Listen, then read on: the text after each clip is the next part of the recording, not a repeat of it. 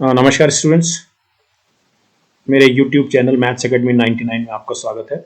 और मैं Sanjay Mohan Bhatnagar, Unacademy educator, और इन क्लासेस के माध्यम से जो CTET की गणित के लिए स्पेशल क्लासेस हैं, ये इन क्लासेस के माध्यम से मैं इस प्रयास में हूँ कि आपको गणित जो CTET में आता है मेंस वाले पेपर में, उसमें आप गणित में शॉर्टकट्स के ज़रिए और बहुत ही सहज और सरल तरीके से आप उन क्वेश्चंस को हल कर सकें CTET के लिए, जो अब कुछ ही दिन दूर रह गया है।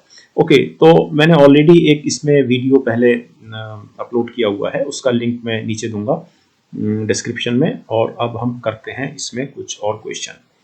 तो ये क्वेश्चन आपके सामने है। आज जो क्वेश्चंस लिए गए हैं फिर से ये पिछले वर्ष के हैं। तो ये बेसिकली आपके सामने जो क्वेश्चन है बहुत सरल क्वेश्चन है। हमारे सामने ये संख्याएं हैं जिसमें पैकेट्स में पेन, जिन संख्याओं में इन पैकेट्स में पेन है, अर्थात पहले पैकेट में 10 पेन है, दूसरे पैकेट में 12 पेन है, और तीसरे पैकेट में 24 पेन है।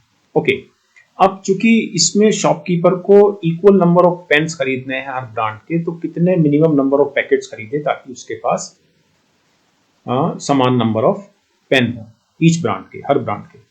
तो हम क्या करेंगे इसमें 10, 12 और 24 का हम LCM निकालेंगे। ओके, अब मैं आपको पिछली क्लास में भी मैंने समझाया था, इसका बड़ा सिंपल सा शॉर्टकट ये है LCM निकालने का। अगर आप इसमें शॉर्टकट नहीं लगाएंगे तो आपको इसमें फैक्टर्स निकालने होंगे हर नंबर के। आपको 10 के फैक्टर निकालने होंगे, आपको 12 के फैक्टर निकालने होंगे, और आपको 24 के फैक्टर निकालने होंगे। सॉरी, 2 दूनी 4, दूनी 8, 2 तिया 6, 2 दूनी 4, तिया 12, 2 दूनी 4, दूनी 8, 3। तो आपको इसमें से फैक्टर निकाल के फिर इसको सॉल्व करना होगा। तो बेसिकली इसका जो, अगर हम फैक्टर से करें तो इसका LCM आएगा 2 गुणा 2 गुणा 2 गुणा 3 गुणा 5। और अगर इसमें बहुत सिंपल तरीका लगाते हैं फैक्टर्स LCM निकालने का, इसका सिंपल शॉर्टकट ये है कि सबसे बड़ी संख्या उठाइए और सबसे बड़ी संख्या के आप मल्टीपल लेना शुरू कीजिए, और जिस मल्टीपल में इन दोनों का डिवीजन चला जाए सबसे पहले मल्टीपल में, वही इसका LCM है। अब इसमें एक दूसरा शॉर्टकट ये है कि चूंकि यहाँ पर 10 आ रहा है तो 24 का आपको एक ऐसा मल्टीपल ढूंढना पड़ेगा जिसमें 0 आता हो। तो 24 गुणा 5 इक्वल टू 120 पहला मल्टीपल है। यहाँ पर भी 120 आ रहा है, 2 दूनी 4 दूनी 8, 24 पंजे 120। तो 120 पहला मल्टीपल है जिसमें 10 का भी डिवीजन जाता है, 12 का भी, 24 का भी। ओके, अब 120 में इसका LCM आया। तो हर ब्रांड के जो मिनिमम नंबर ऑफ पैकेट्स हो गए, देखिए A का हो गया, A 10 से 120 12 बार जाएगा, तो A का 12 हो गया, B का हो गया 10, और C का हो गया 24 पंजे 120। तो ये आपको नंबर ऑफ पैकेट्स लेने पड़ेंगे, तो जिससे हमारे पास पेन की समान संख्या हर तरह के ब्रांड की होगी। तो हमारा जो आंसर हुआ वो ये हुआ। ओके, नेक्स्ट क्वेश्चन लेते हैं। एक स्क्वायर है और उसकी जो साइड है वो 4 है, और मैं इसको 2 तरह से कराऊंगा, और ये 4 बराबर हिस्सों में काटा जाता है। तो छोटे स्क्वायर की का ये जो छोटे स्क्वायर बने, इनका एरिया क्या है? देखिए 4 है तो ऑब्वियसली ये दो, यानी कि जो नया स्क्वायर बना, ये वाला जो नया स्क्वायर बना, चारों स्क्वायर समान है, तो ये साइड हुआ 2 और 2, है ना, ये 2। तो ऑब्वियसली आंसर आया 4, क्योंकि साइड का स्क्वायर 4। तो आंसर इसका ये है। लेकिन अगर हम इसको और एक शॉर्टकट तरीके से करें तो उसका शॉर्टकट ये है कि चूंकि साइड 4 सेंटीमीटर है इसकी, तो इसका जो एरिया हुआ वो हुआ 16, और इसको 4 बराबर हिस्सों में बांटा गया है, तो नए का एरिया हुआ, नए स्क्वायर का 16/4 बराबर 4। रिपीट कर रहा हूँ, 16 इसका एरिया है, इसको 4 बराबर भागों में बांटा गया है, तो एक का एरिया हुआ 16/4 4। तो चाहे आप ऐसे करें या ऐसे करें, दोनों तरीके बहुत सरल हैं। ओके, ये क्वेश्चन बहुत सरल है। कौन सा कथन सही नहीं है? ये कथन सही नहीं है। सभी अभाज्य संख्याएं विषम संख्याएं होती हैं? नो। जो सबसे छोटी, स्मॉलेस्ट, या सबसे पहली, द फर्स्ट जो प्राइम नंबर है वो है 2, and 2 is an even number या सम संख्या। तो 2 एकमात्र ऐसी सम संख्या है जो प्राइम नंबर है, ये बिल्कुल ठीक है, बहुत अनंत संख्या है अभाज्य, ये बिल्कुल ठीक है। दो गुणनखंड होते हैं, कौन कौन से गुणनखंड होते हैं? एक तो 1 और दूसरा संख्या स्वयं। जैसे हम 17 की बात करें तो 17 के जो गुणनखंड होंगे वो 1 और 17 होंगे। ये भी बिल्कुल ठीक है। एक अंक वाली केवल 4 अभाज्य संख्याएं हैं। There are only 4 single digit prime numbers, और वो हैं 2, 3, 5, 7। तो ये तीनों स्टेटमेंट ये वाले ठीक हैं, ये स्टेटमेंट गलत है। ओके, नेक्स्ट क्वेश्चन लेते हैं। A number that is divisible by all numbers from 1 to 10। ये सिंपल क्वेश्चन है, इसका ये आंसर इमीडिएटली बिना कुछ करे हुए। बेसिकली हमको एक ऐसा नंबर चाहिए जो ये 1 गुणा 2 गुणा 3 इन सब का अगर जो भी एलसीएम है, गुणा नहीं, 1 2 3 4 5 अप टू 10, तो हमें ये नंबर चाहिए इनका एलसीएम। क्योंकि ये देखिए, ये जो है, इसका जो भी एलसीएम आएगा उस एलसीएम से ये प्रत्येक संख्या उसको डिवाइड करेगी, ठीक है ना। वह संख्या, तो ये संख्या जो एलसीएम आएगा, ये बेसिकली ये एलसीएम आ गया, और इससे 1 से लेके 10 तक की संख्या इसको डिवाइड करेगी, है ना। यही तो लिखा है, वह संख्या जो 1 से 10 तक सभी संख्याओं से विभाज्य हो। अब एलसीएम इसका निकालने के लिए कोई जरूरी नहीं है। देखिए, इसमें 10 आ रहा है, मतलब ये वाला 10 आ रहा है, तो ऑब्वियसली ये तो आंसर हो नहीं सकता, क्योंकि एलसीएम में हर हालत में 0 हर हालत में आएगा। ये हो नहीं सकता क्योंकि 100 जो है ऑब्वियसली 10 से डिवाइड हो जाएगी, लेकिन 9 से नहीं होगी, 8 से नहीं होगी, 7 से नहीं होगी। सिमिलरली ये नहीं होगा, तो इसका इमीडिएटली आंसर है 2520। इसमें कुछ भी करने की जरूरत नहीं है, ये आंसर देख के ही बड़ा क्लियर है। ओके, नेक्स्ट क्वेश्चन लेते हैं।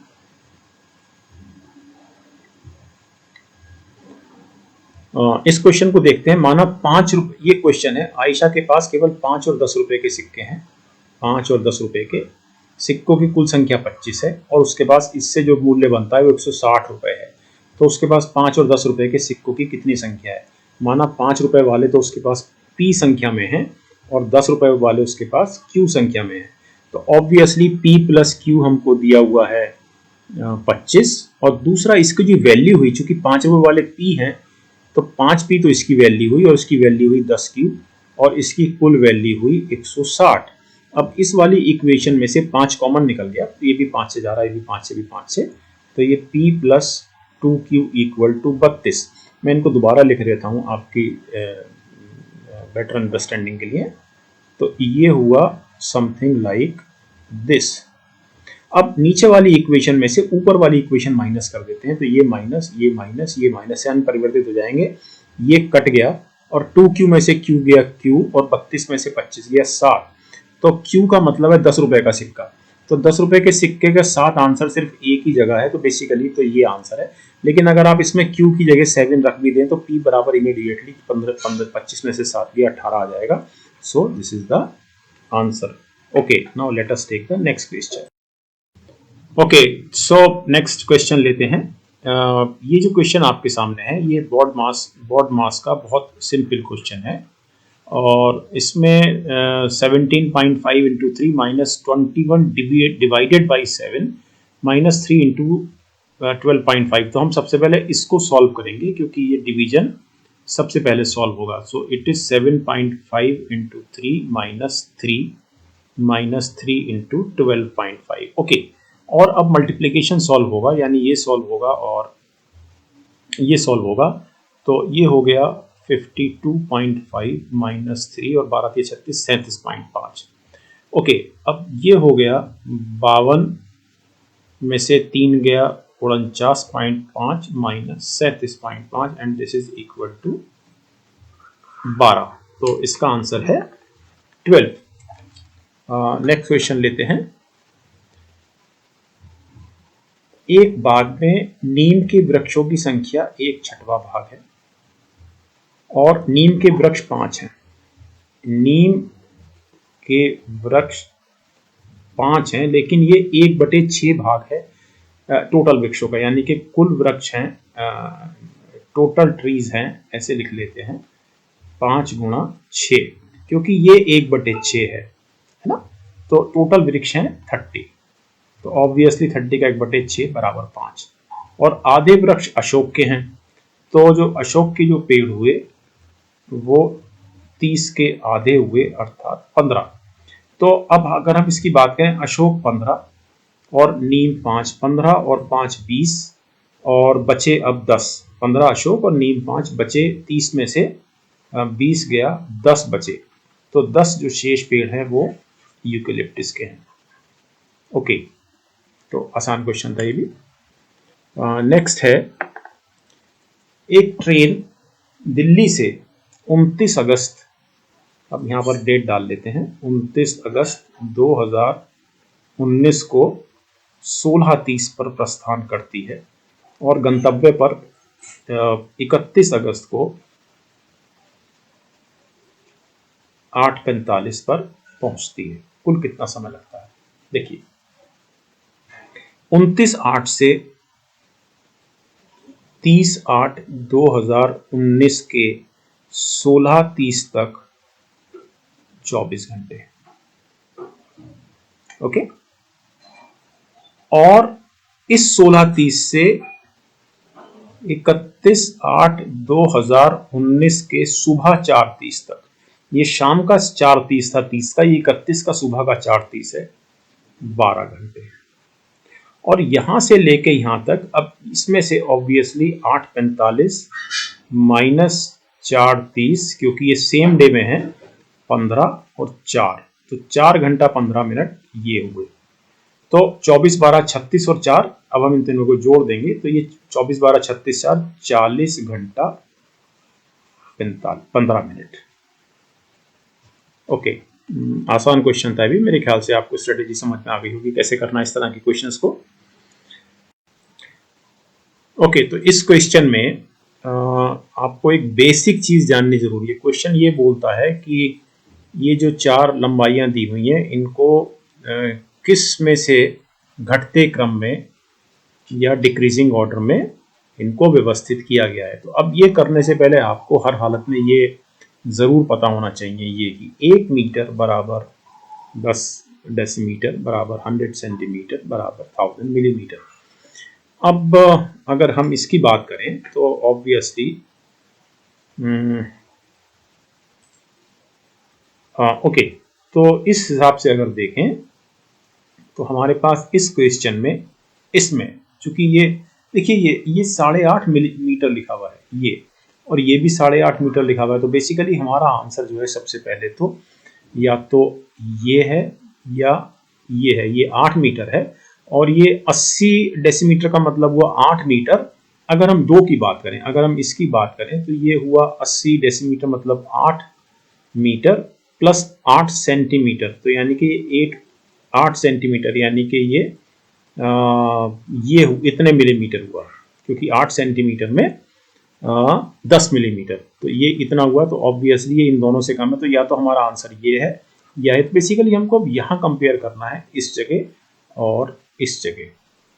तो डेसीमीटर को पहले सेंटीमीटर बना लेते हैं। तो 80 डेसीमीटर मतलब हुआ हमारा 800 सेंटीमीटर, और 8 और लिखा हुआ है इसमें 8 सेंटीमीटर, तो बेसिकली ये 808 सेंटीमीटर हुआ। और अगर हम इसकी बात करें तो ये 800 सेंटीमीटर है, ये हमारे पास 800 सेंटीमीटर है प्लस 8 मिलीमीटर है, यानी कि 0.8 सेंटीमीटर है। तो ऑब्वियसली ये बड़ा है, तो हमारा आंसर है 4th। मैं जिस रिपीट कर देता हूँ, 850 मिलीमीटर यहाँ भी है, 850 मिलीमीटर यहाँ भी है, तो बेसिकली ये बराबर है। तो हमारा आंसर या तो ये है या ये है, लेकिन ये क्वांटिटी इसकी तुलना में बड़ी है, क्योंकि 80 डेसीमीटर का मतलब हुआ इमीडिएटली 800 सेंटीमीटर, और 8 ये तो 808 सेंटीमीटर हुआ ये वाला, और ये हुआ 800.8।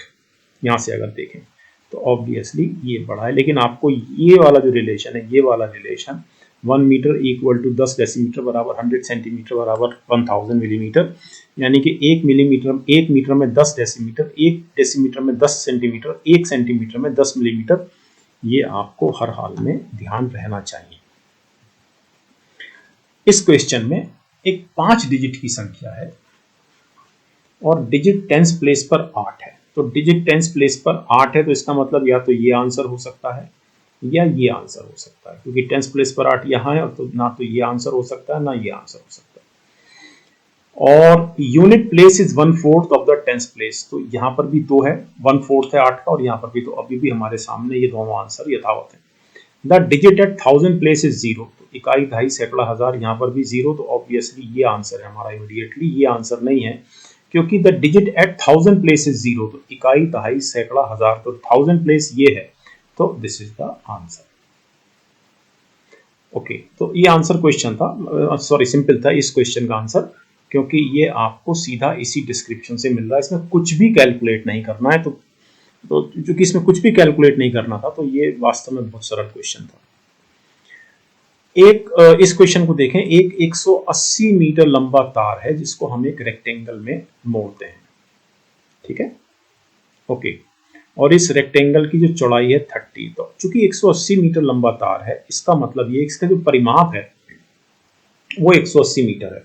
अर्थात ये लंबाई प्लस ये लंबाई प्लस ये लंबाई ऑब्वियसली 180 की आधी होगी, अर्थात 90। लेकिन 90 में 30 ये है, तो ऑब्वियसली ये 60 है लंबाई इसकी। तो इसमें भी कुछ भी कैलकुलेट नहीं करना है। मैं बहुत बचता हूँ कैलकुलेशन से जब तक बिल्कुल ज़रूरी ना हो जाए। तो कैलकुलेशन यदि करनी ही पड़े तो 190 में से आप 30 माइनस कर दें तो आपको इमीडिएटली 60 मिल जाएगा। ओके, इस क्वेश्चन में सब्जियों की मूल्य सूची दी हुई है। संजय ने आधा किलो टमाटर, तो आधा किलो टमाटर हुआ हमारा 20 रुपए का। 1 किलो आलू, जो 2 किलो आलू 25 रुपए के हैं, तो हमारा जो 1 किलो आलू जो हुआ वो हुआ ऑब्वियस। तो 2 किलो आलू 25 रुपए का है, तो हमारा 1 किलो आलू हुआ 12.5 रुपए का। और आधा किलो गाजर, तो 250 ग्राम 20 रुपए की, तो आधा किलो गाजर 40 रुपए की हुई, जो कि 250 ग्राम है। और 250 ग्राम मिर्च, तो 100 ग्राम 10 रुपए की है, तो 25 रुपए की मिर्च हुई। 10 रुपए की 100 ग्राम, तो 250 ग्राम 25 रुपए की। और 6 नींबू, 4 नींबू 10 रुपए के हैं, तो इसका मतलब 15 रुपए के 6 नींबू हैं, क्योंकि 2 नींबू 5 रुपए के हैं। और लौकी की तो इसमें क्वेश्चन में कहीं बात नहीं की गई है। ओके, तो इसका आंसर हुआ 50 पैसे यथावत रहे। और इसमें 2 और 5 7 और 5 12, 3 4 4 8 10 और 11, 112 रुपये 50 पैसे, 200 रुपये दिए थे। इसमें से 112.50 वापस करने हैं। 112.50 का सामान खरीदो, तो वापस जो होंगे 9 में से 2 गया 7, 9 में से 1 गया 8, 87 रुपये 50 पैसे वापस होंगे। ओके, अब इसके आंसर्स देख लेते हैं, जो कि इस प्लेस पे आंसर्स की जगह नहीं थे। Let us see the answers. Okay, तो बिल्कुल हमारा आंसर है ओके, ठीक। नेक्स्ट क्वेश्चन लेते हैं। एक नंबर अपने बारे में बता रहा है कि वो एक 2 अंकों की संख्या है। दहाई के स्थान पर अंक और इकाई के स्थान पर, यानी दहाई ये हुआ, इकाई ये हुआ, तो दहाई के स्थान पर अंक और इकाई के स्थान पर अंक क्रमिक अभाज्य संख्याएं हैं। They are consecutive prime numbers. तो ऑब्वियसली ये भी आंसर हो सकता है, ये भी हो सकता है, ये भी हो सकता है, ये नहीं हो सकता है, क्योंकि 1 is not a prime number. 1 is not a prime number. Okay, अब यहाँ बिल्कुल ठीक है। इसके बाद 3 के बाद 5 आता है प्राइम नंबर में, 2 के बाद 3 आता है, 5 के बाद 7 आता है। अब इसमें the sum of digit is a multiple of 3 and 4। The sum of digits is a multiple of 3 and 4। तो obviously this is the answer. Immediately कुछ इसमें करना ही नहीं है, बिकॉज 5 + 7 = 12। तो 12 जो है वो 3 का भी मल्टीपल है और 4 का भी मल्टीपल है। 3 और 4 दोनों का गुणज है। 5 और 7 1200। This is the answer. Okay, next question लेते हैं। तो आरोही क्रम में व्यवस्थित करने पर इनमें से कौन सी संख्या तृतीय स्थान पर होगी? असेंडिंग ऑर्डर में अगर रखेंगे तो 3rd नंबर पे कौन होगी? देखिए, ये सबसे छोटी है, इसमें तो कुछ करना ही नहीं है, क्योंकि 0.77 है।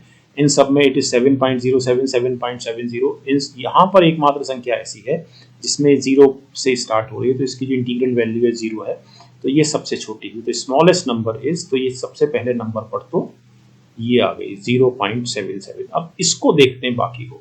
इसको पहले आपको मैं ये तरीका बताता हूं कि इसको आप पहले ऐसे लिखें,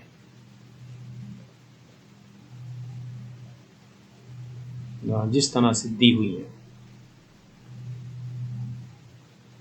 और जहां तीसरी संख्या आपको अब नहीं मिल रही वहां 0 लगा दें। तो अब आप इमिडिएटली आप ये देखेंगे कि इसमें से जो सबसे छोटी संख्या है, अब ये तो सबसे छोटी हो गई, इसके पश्चात जो नेक्स्ट संख्या है वो ऑब्वियसली ये है, क्योंकि इसमें 7 के बाद 2 0 आ रहे हैं, ये पॉइंट के बाद, सॉरी पॉइंट के बाद, तो ये दूसरी संख्या है जो इससे बड़ी है, 7.07, ये नंबर 2 पर है, नंबर 1 पर ये है। और अब यहाँ पर इसके पश्चात जो बड़ी संख्या है वो ये है, क्योंकि अब 7 के बाद इसमें एक ही 0, यहाँ 2 0 थे, यहाँ एक ही 0 है। तीसरी जो सबसे बड़ी संख्या अब जो असेंडिंग ऑर्डर में है, तीसरी, वो ये वाली है। तो हमारा जो आंसर है वो है ये। ओके, सो नाउ हमने कितने क्वेश्चंस किए? 14 क्वेश्चंस किए हैं, और एक वीडियो आपने पहले देखा होगा, उसका लिंक मैं नीचे दे रहा हूं।